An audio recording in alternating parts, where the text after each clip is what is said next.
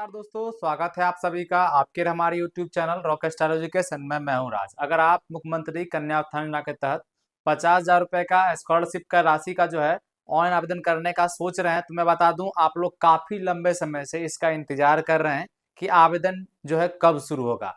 अगर आप सन 18 से 21, 19 से 22, 20 से 23 या फिर 21 से 24 का है, तो आप लोग को पता ही है कि इसमें जो है लिस्ट जारी किया गया था कि जिसमें जिस लोगों का नाम है इस लिस्ट में, वैसे लोग को ही आवेदन करने का मौका मिलेगा।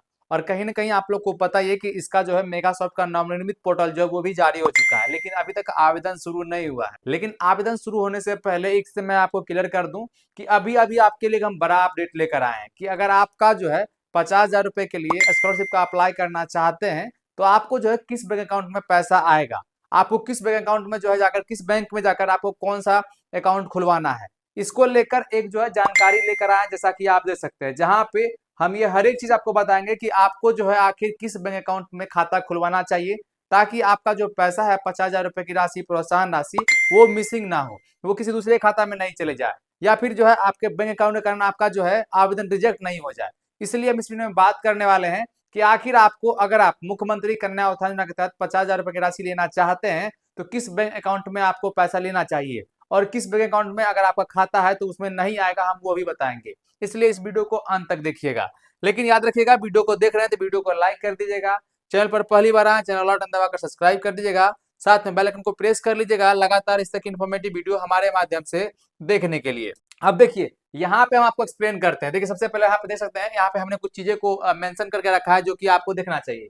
यहाँ लिखा हुआ है, बिहार सरकार की मुख्यमंत्री कन्या उत्थान योजना के तहत जो है स्नातक उत्तीर्ण छात्राओं को 50,000 रुपए की प्रोत्साहन राशि प्रदान की जाती है। मैं आपको बता दूं, आप लोग को पता ही है कि बिहार से अगर आप ग्रेजुएशन पास करते हैं, अगर आप लड़की हैं, अगर आप फर्स्ट करते हैं, या फिर आप सेकंड करते हैं, या फिर थर्ड करते हैं, तीनों केस में अगर आप जाति किसी भी प्रकार के आते हैं, चाहे आप जनरल से आते हैं, या फिर ओबीसी से आते हैं, या फिर आप एससी या फिर एसटी से आते हैं, तो आपको फिर भी 50,000 रुपए की राशि मिलेगा। यानी कि इसमें किसी प्रकार का कास्ट से कोई मतलब नहीं है, आपकी डिवीजन से नहीं मतलब है। सीधा सीधा अगर आप पास हैं, आप बीए पास हैं, तो आपको जो है 50,000 रुपए की राशि जो है बिहार सरकार के द्वारा मुख्यमंत्री कन्या उत्थान योजना के तहत दी जाएगी।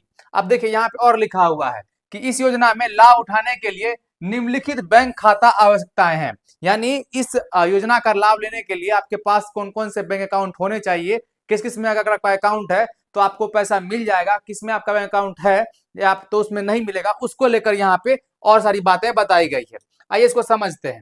थोड़ा सा इसको और नीचे करते हैं। देखिए, यहाँ पे क्या लिखा हुआ है कि देखिए, आप यहाँ पे देख सकते हैं, क्लियरली मेंशन है, यहाँ पे लिखा हुआ है कि देखिए, बिहार स्कॉलरशिप के लिए सभी राष्ट्रीयकृत बैंक, अनुसूचित बैंक और डाकघर खाता मान्य किया जाता है। बिहार सरकार और एनएसपी जो है नेशनल स्कॉलरशिप पोर्टल के नियमित बैंकों के खाते स्वीकार किए जाते हैं। अब वो कौन कौन से बैंक हैं जो स्वीकृत किए जाते हैं, जिसमें कि आपका पैसा आसानी पूर्वक आ जाएगा, उसके लिए कुछ जो है एक्सेप्टेड बैंक का नाम यहाँ पे दिया गया है। तो चलिए इसको समझते हैं। अगर आपका इस सब बैंक में अगर आपका खाता है, तो आपको 110% बीए पास करने पर, ग्रेजुएशन पास करने पर जो 50,000 रुपए की राशि दी जाती है वो आसानी पूर्वक मिल जाएगा। अब देखिए, सबसे पहला बैंक कौन सा है, तो पहला बैंक यहाँ पे है स्टेट बैंक ऑफ इंडिया, यानी कि एसबीआई। ये तो सब कोई जानते होंगे, और कहीं ना कहीं ऑलमोस्ट लोगों का इस बैंक में खाता होगा। तो अगर आपका इस बैंक में खाता है, बहुत अच्छी बात है, आपको 50,000 रुपए की राशि सीधा सीधा मिल जाएगा। लेकिन ऐसे केस में क्या है, इसमें आपको जाके चेक करना है कि डीबीटी लिंक है या नहीं। ये लिंक सीड, यानी कि आपका जो आधार है वो सीडेड है कि नहीं। अगर आधार सीडिंग है तो आपको टेंशन की बात नहीं है, आपको 50,000 रुपए की राशि मिल जाएगी। वहीं पे है दूसरा पंजाब नेशनल बैंक, जिसको आप पीएनबी के रूप में जानते हैं, तो पंजाब नेशनल बैंक में खाता है फिर भी चलेगा। ये देखिए, क्लियरली मेंशन है एक नंबर पे कि पब्लिक सेक्टर बैंक, जो कि गवर्नमेंट के अंदर आता है। तो ये सब बैंक अगर आपका खाता है आपके पास, तो आप आसानी पूर्वक इसमें जो है पैसा ले सकते हैं। पंजाब आता है, फिर आता है bank of Baroda, Canara, union bank of India, Indian bank, bank of India, central bank of India, UCO bank.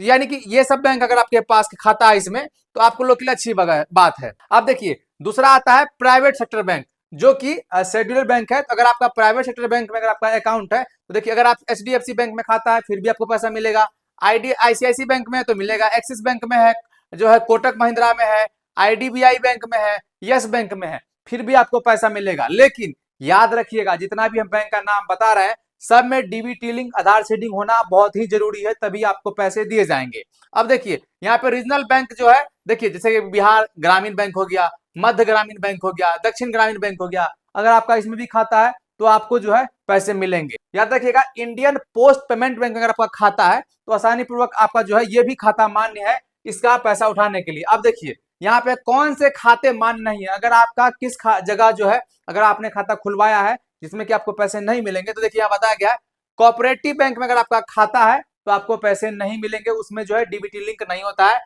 जो क्लियरली यहाँ मेंशन है। वहीं पे अगर आपका पास पेटीएम पेमेंट बैंक है, जियो पेमेंट बैंक है, एयरटेल पेमेंट बैंक है, तो देखिए इसमें क्या है कि पैसे मिलते हैं, ऐसा नहीं। अगर डीबीटी लिंक इसमें हो जाएगा तो 110% आपको एयरटेल पेमेंट बैंक में, पेटीएम पेमेंट बैंक में, फिनो पेमेंट बैंक में पैसे मिल जाएंगे। लेकिन अगर आपका ये लिंक नहीं है तो ये मान्य नहीं होगा। वहीं पे क्या है ई वैलेट अकाउंट, अगर आपके पास ई वैलेट अकाउंट है जैसे फोन पे होता है, तो वैसे केस में क्या कि ये सब मान्य नहीं है। तो याद रखिएगा अगर आपके पास डिजिटल बैंक अकाउंट है जैसे कि फिनो का, एयरटेल पेमेंट बैंक का, या फिर जो है क्या कहता है जियो पेमेंट बैंक का, तो वैसे केस में अगर आपका अकाउंट है, अगर आधार सीडिंग है तो पैसा मिलेगा, अगर नहीं है तो वैसे केस में आपको पैसा इसका नहीं दिया जाएगा। तो इस बात को आप ध्यान में रखेंगे। अब देखिए यहाँ पे बताया गया कि बैंक खाता आवश्यकताएं। अब जब आप बैंक खाता जो भी आप बैंक अकाउंट में खुलवा है, जितना भी हमने आपको अभी बैंक का नाम बताया यहाँ पे, चाहे वो प्राइवेट सेक्टर का हो या फिर रीजनल रूरल का हो या फिर जो है गवर्नमेंट सेक्टर का हो, जितना भी बैंक का हमने नाम बताया, जितने भी बैंक खाते हैं, इस बैंक खाते में क्या क्या मैंडेटरी है, कहीं ना कहीं जितना भी बैंक खाता हमने भी आपको बताया, ये सारे के सारे जितने भी स्टूडेंट देख रहे हैं वीडियो, आपका कहीं ना कहीं खाता होगा। सब में याद रखिएगा डीबीटी लिंक होना चाहिए। अगर डीबीटी लिंक है तो आगे आपको किन बातों का ध्यान रखना है, देखिए क्या ध्यान क्या रखना है, यहाँ बताया गया है अगर आपका बैंक अकाउंट है तो आपका जो नाम है उसमें साथ में आपका जो मार्कशीट है बीए में, ग्रेजुएशन में, उसमें नाम मैच करना चाहिए। साथ में है अगला बैंक खाता आधार कार्ड से लिंक, आधार सीडेड होना चाहिए। जैसा कि हमने शुरू में ही बताया आपको कि आपका किसी भी बैंक खाते में आपका जो है अकाउंट खुला हुआ है, लेकिन डीबीटी होना चाहिए, डीबीटी लिंक होना चाहिए। डीबीटी लिंक है यानी कि आधार सीडेड है तो आपको 110% पैसा आपको इसका दिया जाएगा। अब अगला क्या है, देखिए संयुक्त खाता ज्वाइंट अकाउंट मान्य नहीं होगा। अगर आप दो आदमी मिलकर खाता खुलवाए हैं तो वैसे केस में क्या है कि वो खाता को मान्य नहीं दिया जाएगा। ये चीज यहाँ पे क्लियरली मेंशन कर दिया गया, जैसा कि आप देख सकते हैं कि इसमें और सारी चीजें दिया गया है, क्या क्या चीज मेंशन किया गया, इसको आप पढ़ना चाहते हैं तो पढ़ सकते हैं किन किन चीजों को जो है स्वीकृत किया गया, किन किन बैंकों को। साथ में यहाँ पे आवश्यक दस्तावेज तो ये देख सकते हैं। अब देखिए एनपीसीआई आधार सीडिंग, ये देखिए ये बहुत ज्यादा जरूरी है। यह सुनिश्चित करें कि आपका बैंक खाता एनपीसीआई के साथ आधार से लिंक है ताकि प्रोत्साहन राशि सीधे आपके खाते में ट्रांसफर हो सके। तो इस बातों को ध्यान रखिएगा। अतः आवेदन करने से पहले अपने बैंक से संपर्क कर यह सुनिश्चित करें कि आपका खाता सभी आधार आवश्यक मापदंडों को पूरा करता है ताकि योजना का लाभ प्राप्त करने में कोई बाधा ना हो। तो ये आपके साथ जो है अपडेट था, यही हमने आपके साथ साझा किया कि अगर आप जो है मुख्यमंत्री कन्या उत्थान योजना के तहत 50,000 रुपया स्कॉलरशिप के लिए काफी लंबे समय से इंतजार कर रहे हैं कि आवेदन कब शुरू होगा, तो ठीक है, शुरू तो आज न कल होना ही होना है। और ये जो शुरू होगा आवेदन, जब भी शुरू होगा तो आपके चुनाव के आसपास ही शुरू होगा। हो सकता है कि इस माह में भी आवेदन शुरू हो जाए, कहना मुश्किल है। एक थोड़ा सा कुछ पोर्टल को लेकर, आधार के पोर्टल को लेकर डिस्टर्बेंस चल रहा है, जैसे ही वो क्लियर होगा तो आपका आवेदन शुरू कर लिया जाएगा। हालांकि आवेदन शुरू से जुड़ी कोई भी अपडेट आएगा सबसे पहले आपको वीडियो के माध्यम से अपडेट करेंगे, तो ये आप देख लेंगे। ये सारे जो अपडेट है, जितने भी हमने बैंक खाते का जो है बैंक का नाम बताया है, अगर आप इस बैंक खाते में अगर आपका खाता है तो याद रखिएगा ये सब आपको जो है मान्य होंगे। लेकिन जितने भी खाता का हमें नाम बताया, जितने भी बैंक का हमने नाम बताया, सब में अगर आपका आधार सीडिंग किया हुआ है, एनपीसीआई लिंक है, तो कहीं ना कहीं आपको किसी भी तरह का दिक्कत नहीं होगा। आसानी पूर्वक आपको जो है मुख्यमंत्री कन्या उत्थान योजना जो 50,000 रुपए की राशि दी जाती है वो आसानी पूर्वक आपके खाते में आ जाएगा। उम्मीद करते हैं हमारे द्वारा बताया गया अपडेट आपके लिए काफी हेल्पफुल रहा होगा। इस तरह की लगातार इन्फॉर्मेटिव वीडियो पाने के लिए चैनल को सब्सक्राइब कर लीजिएगा, साथ में बेल आइकन को प्रेस कर लीजिएगा। मिलते हैं अगली वीडियो में, तब तक के लिए धन्यवाद।